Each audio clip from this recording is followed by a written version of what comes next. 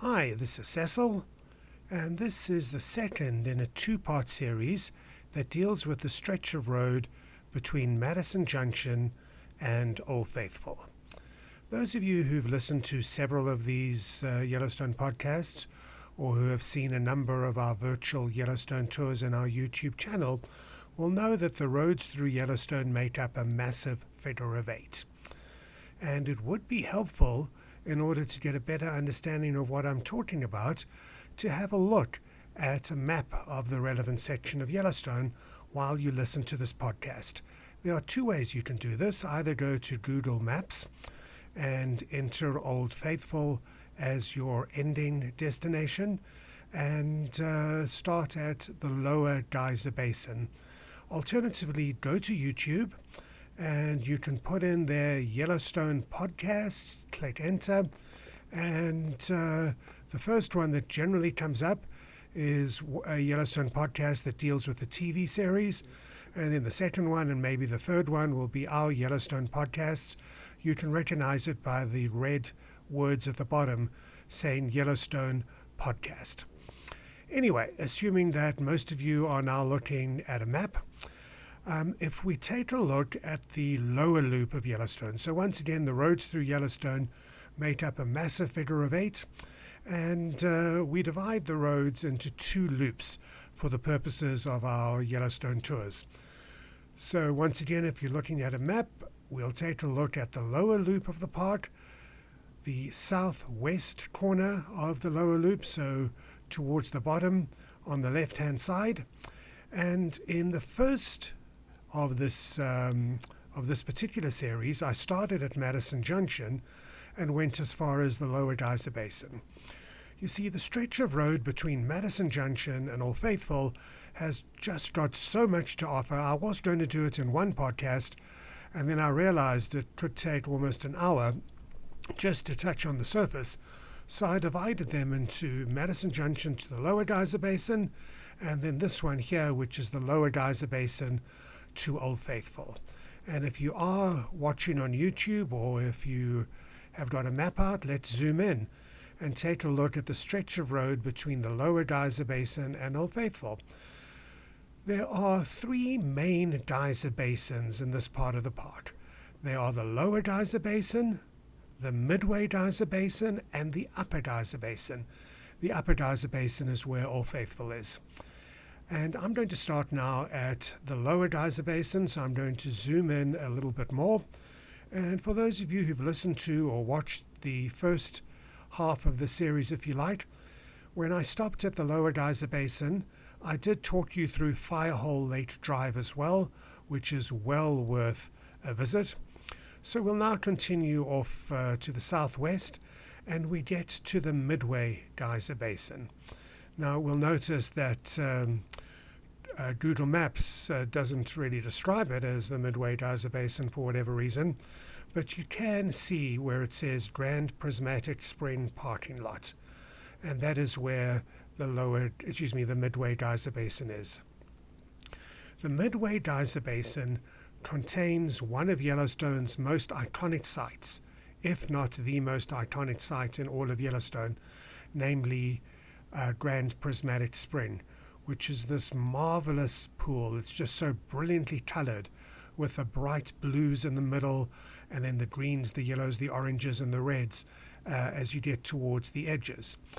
Now, there is a boardwalk system around the Midway Geyser Basin, and I do encourage you to take the time to walk the boardwalk. Before I get into that in more detail, I'd like to mention something which I mentioned in the first of these podcasts as well. One of the big problems in Yellowstone these days is that the more popular areas, the more popular locations, the parking lots tend to get just absolutely jam-packed. So say between about 10 o'clock and 4 p.m., you'll find that the parking lot at the Midway Geyser Basin is just going to be impossible, and you have to take a little driveway into the parking lot, and that leads off the main Grand Loop Road, and there's cars backed into the Grand Loop Road, and it's such a hassle to get in. We run tours from West Yellowstone and basically all around the West into Yellowstone, and obviously we come to the Midway Geyser Basin. Because of these crowds, what we've started doing is leaving West Yellowstone really early. We leave just before sunset. So for much of the summer, we'll head out at about 5:45 a.m. That way we can get to the main areas where the parking is limited before the crowds get there. The other benefit of leaving that early is that it's a lot cooler, and when it's a lot cooler, you can see the steam coming off the thermal features so much more readily, and the photographic opportunities are just amazing. When I say thermal features, what I'm talking about are geysers, hot springs, mud pots, and fumaroles, and I appreciate that many of you won't have heard of the last two. Not that relevant at the moment. I do talk about them in other of these Yellowstone podcasts. So when we run tours into the park and we've had to leave a little later in the day, very unfortunately what we'll have to do is drop the guests as close to the trailhead, as close to the boardwalk as we can, and then just drive around and around and around and around until they've seen what they need to see. So try and avoid that and get there earlier in the day. You'll head out from the parking lot across a bridge over the Firehole River. You'll go uphill a little bit, and you'll first come to the Excelsior Geyser Crater. This is a now dormant geyser. It used to be a wonderfully large and wide geyser, but for reasons that I won't go into now, it is currently dormant. I generally do this part of the boardwalk in a clockwise direction, do Excelsior Geyser Crater first, and then come to Grand Prismatic Spring. Guys, you have to stay on the boardwalks. It's dangerous to go off them. You can also damage the bacteria mats, and there's some very precious and valuable bacteria mats coming off Grand Prismatic Spring, as you'll see when you get there. Then you'll also notice that there's another two pools there, Opal Pool, Turquoise Pool, which are pretty hot springs, but nowhere near as grand as what you've seen at Grand Prismatic Spring. We'll now get on the Grand Loop Road and carry on in a general southerly direction until we reach the Fairy Falls Trail parking lot. For my money, the Fairy Falls Trail is the most popular, what we call front country trail in all of Yellowstone. And when we say front country, we're drawing a distinction between the back country, which is more rural, which is away from technology, away from the roads, away from the crowds. And then the front country, you're still off the beaten track, but you're a lot closer to civilization. So I regard the Fairy Falls Trail as being the most popular front country trail in all of Yellowstone, and it's a great trail to do. Apart from Fairy Falls itself, there are various other features that you'll find great to take a look at as well. Now, I mentioned in the first one of these series that if you go to Fountain Flat, and if you're looking with me on YouTube, I'm heading all the way back out to Fountain Flat, and you can see that that is where one end of the trail is, where you see a little sign saying Freight Road. So the trail runs all the way from the Fairy Falls Trail parking lot up to Fountain Flat. That's not the main trail that most people do, though.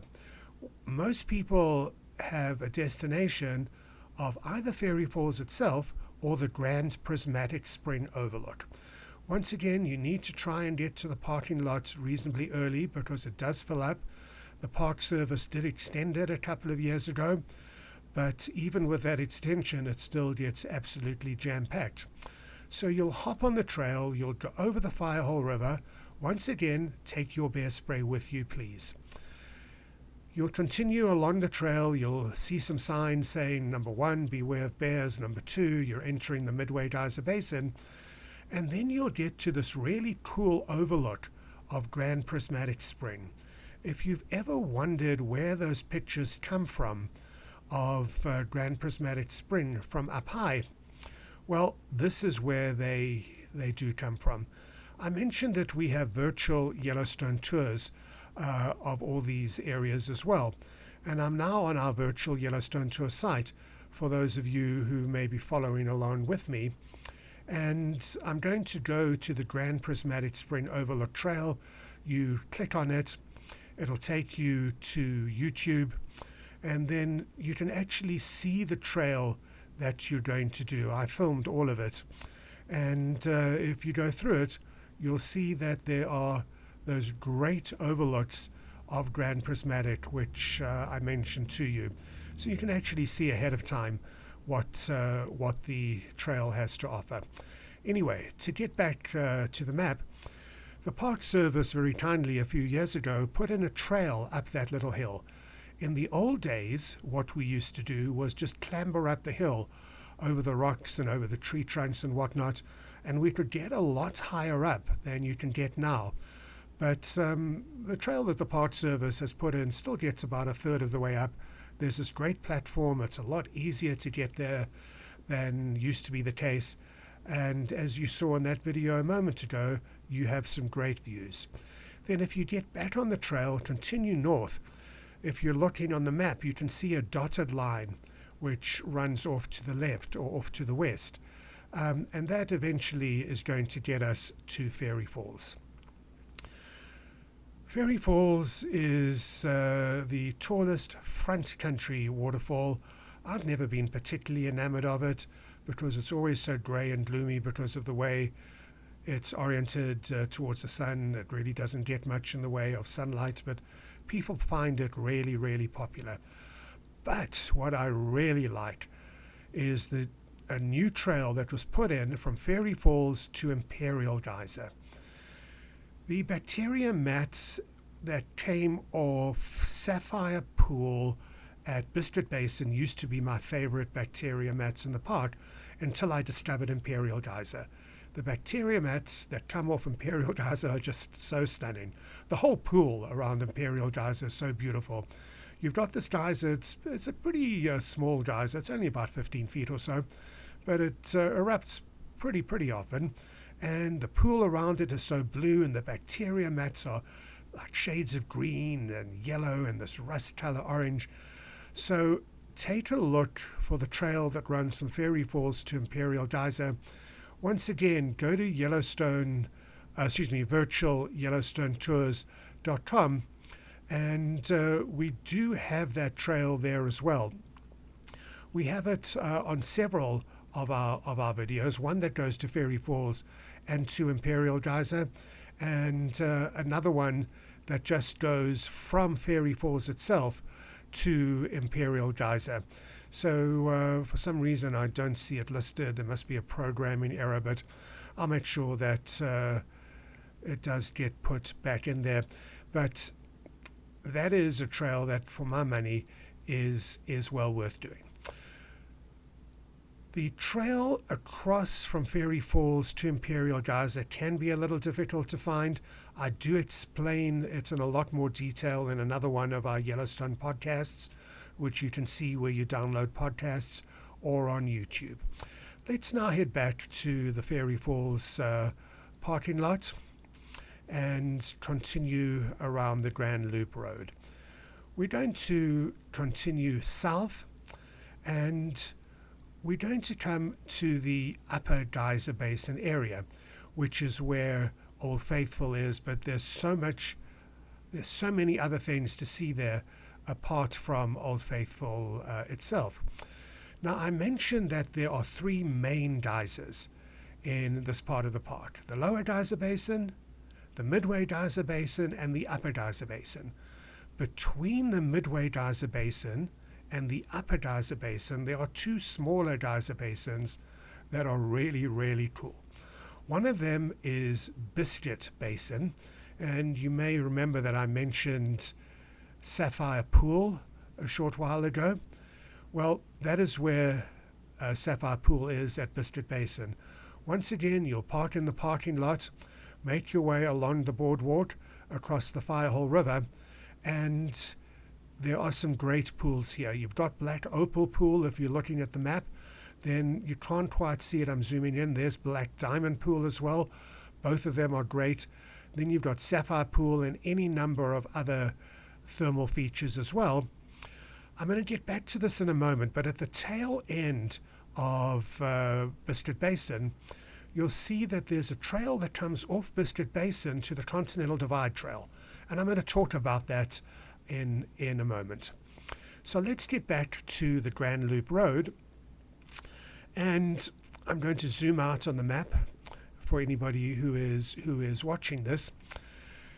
Just across the road from the Biscuit Basin parking lot, we'll see the Artemisia Geyser trailhead.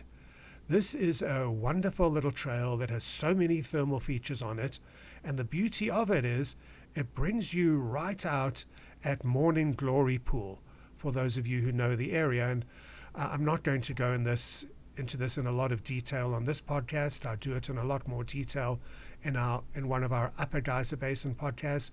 Just be aware that that trail does exist. Then, in addition, right over here, if you're looking at the map, where you see the Continental Divide Trail, and for those of you who are not looking at the map, the Continental Divide Trail basically makes its way towards Old Faithful from the Grand Loop Road. For those of you who are looking at the map, there's a trail that you can take that starts more or less opposite the Daisy Geyser trailhead, which is marked, and that'll take you to Mystic Falls. So if you are looking at the map, take the green dotted line that you see, that's the Mystic Falls trailhead. For those of you who are not looking at the map, remember it's not signposted, but on the other side of the road, you'll see the Daisy Geyser trailhead, and that'll then take you to the west side of Biscuit Basin, which I'd mentioned to you before, and that is where the trail itself makes its way out to Mystic Falls. And that's an interesting hike. I much prefer Mystic Falls to Fairy Falls, but one thing about Mystic Falls is that you can continue the hike to an overlook of Biscuit Basin. And I'm going back to our site, which clearly needs to be updated. But if you do have a look on our YouTube channel and search our YouTube channel, which I'm doing for those of you who are watching this, if you search for Biscuit Basin, that should then bring up a trail, a video of the trail, and yes it does, and I'm going to show it to you, from the Grand Loop Road to Mystic Falls and the Biscuit Basin overlook. So you can see that online as well. Once you leave Mystic Falls, the hike uphill is really pretty significant, and you're going to huff and puff a little, but that's the subject of another story. Just be aware that's where that trailhead is. Then, in addition, right next to the Grand Loop Road, on the same side as Biscuit Basin, you've got Black Sand Basin. And Black Sand Basin is another really cool smaller geyser basin. And if you're watching on YouTube, I've just brought it up. There are some great thermal features here as well.